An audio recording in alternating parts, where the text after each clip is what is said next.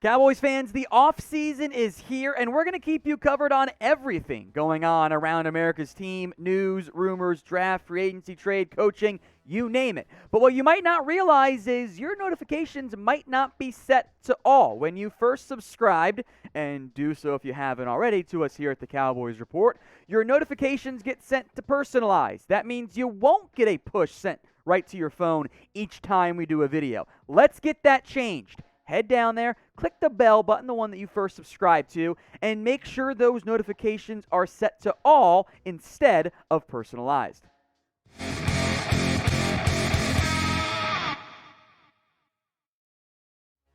Today's Dallas Cowboys Report is presented by the Fetch Rewards app that allows you to earn points on any receipt from any store or restaurant that you can then redeem for gift cards. Tell you all about them later on in today's show, but there are some rumors and news I want to get into, beginning with Dak Prescott. I've had several DMs on this. I've seen the tweets that Dak and the Cowboys have restructured his deal. No, actually not the case. There have been some of those claims out there, and I believe I've been able to figure out the game of telephone that led to this. It stems from Mike Fisher, correctly, by the way, reporting that Dak and the Cowboys will restructure his contract, which will save, in the end, about $16 million. But that has not formally been done yet. It will happen, and it is going to happen, but it has not actually happened. So technically, no, but the end result will end up being the same. It'll happen before free agency. There's zero reasons why the Cowboys would not do it. It's been in their plans since the day that Dak Prescott signed that multi-year extension at long last with the Dallas Cowboys. Here's Dak's current contract. It's going to be a $34.45 million cap hit. You don't ever want your quarterback to carry that level of cap hit for a given year. There's no reason for a QB to carry that level of hit. Here's the good news. You don't ever actually have to do it that way. Now, he signed a 4-year deal, but had 6 years total. There were 2 void years. So what the Cowboys can do, and this gets into nerdy math stuff, you take his base salary, $20 million, cut that figure down to around 2. We'll do loosey-goosey math here. That gives you an $18 million amount. You make a signing bonus. That is then spaced out evenly over the next 5 years, if there are 5 years, of that contract. Oh, look, there are. So what ends up happening is you take that number, that $34.45 million deal, and slice it by about $16 million. That makes his 2022 cap hit after the restructure, once it's formally done, about $18 million.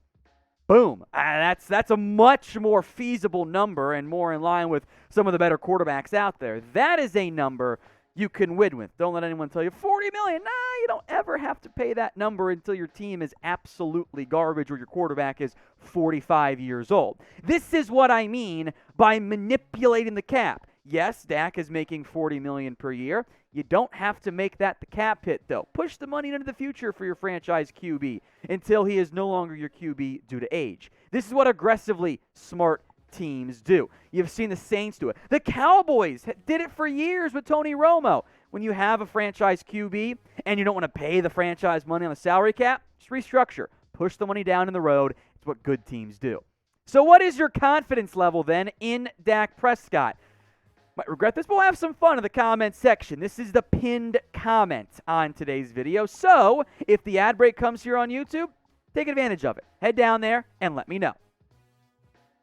More rumors now. Could the Cowboys trade La'el Collins? We've discussed this before on the show. And now FanSided coming through with a trade idea for Collins. Now, I'll make note just overall here. It does make some semblance of sense. Denver is in the market for a future right tackle, short-term and long-term. And the Cowboys also have Terrence Steele. It does make some sense for the Cowboys to consider trading La'el Collins. But as we'll get into, the offer pitched by FanSided is absolutely terrible. What's not terrible, though, is the Fetch Rewards app. It is an app that allows you to scan your receipts wherever you get them from, your favorite store, restaurant, gas, you name it. It'll then give you points for those receipts that you can then take and redeem for gift cards to your favorite store or restaurant. It's a pretty good deal. Download the app today at chatsports.com/fetch. You'll get 3,000 bonus points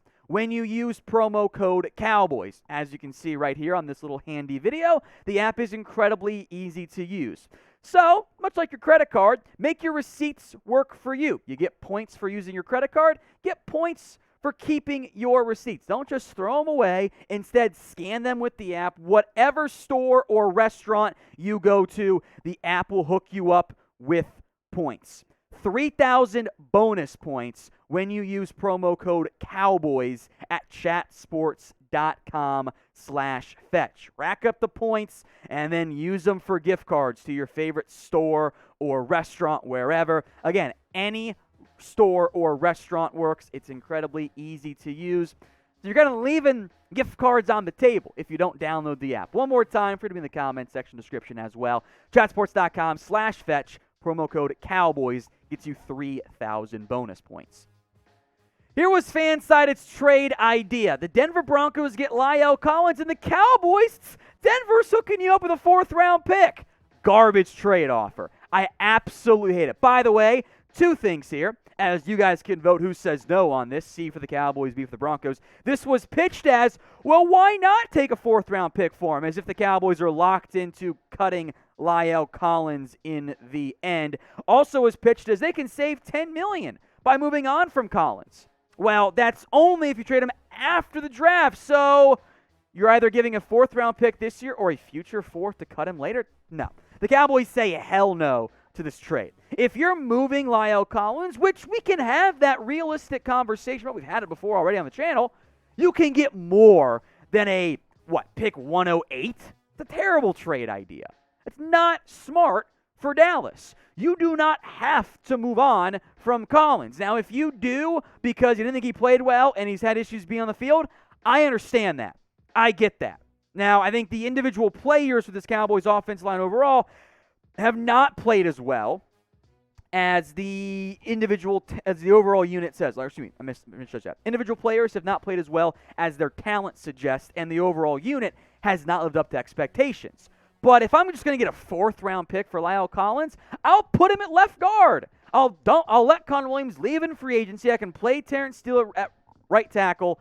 I think the Cowboys can do so much better than a 4th-round pick for Collins. And they're competitors. They're not going to just give him away for the cap space. All right, Jack, we'll do it. I hate this.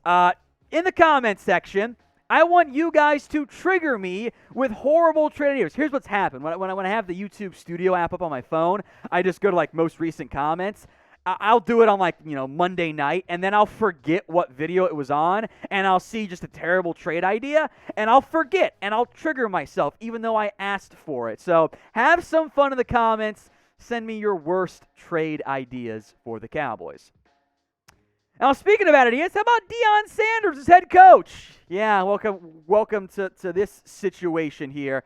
Shaq and Eddie George have both suggested the Cowboys should make Deion Sanders their new head coach. And look, I love primetime. You ask me my favorite NFL player of all time, this is the answer. I love Deion, the college coach. I don't see how this would actually work over. So here's what Shaq and Eddie pitched, right? Shaq says, you want to get Dallas back rocking? Bring Deion to the fold. Deion will hold those players accountable. Deion Sanders, next Cowboys coach. You sure Deion is going to hold people accountable? That's not really his thing. Eddie George says, I don't think it's that far-fetched. Prime has done an amazing job so far at Jackson State. In fact, he's been coaching for quite some time, not just in college, but high school, Little League. So he's been doing it for some years now, and he's a culture changer. He knows what he wants. He's been very successful in all levels. He's a winner. I think it's a good fit. I completely disagree. This is, I believe, a terrible idea. But I want to hear you guys' answers first. Do you like Deion as Cowboys head coach? And we're talking right now in this context. So let me know. Why for yes and for no? In the year 2020, it's a terrible idea. I love Deion Sanders, the college football head coach. He is a fantastic fit at the college level as a recruiter, as a bit of a culture guy, as the swagger that we know Deion Primetime Sanders can bring to you. All that works really well. If I were TCU, I would have hired Deion Sanders. If I'm FSU, I'm probably going to try to hire Deion Sanders. But as an NFL head coach, no. I don't want to hire college guys who are building their success, which is perfectly good on the culture and the swagger and the recruiting. That does not work at the NFL level because it's not how you acquire talent.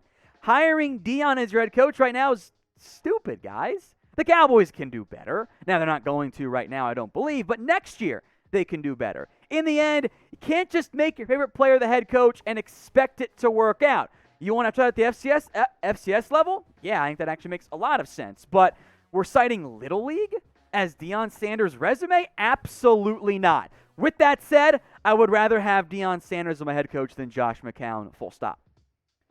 More coaching talk here. Joe Whitt, is he gone as Dallas Cowboys passing game coordinator / secondaries coach?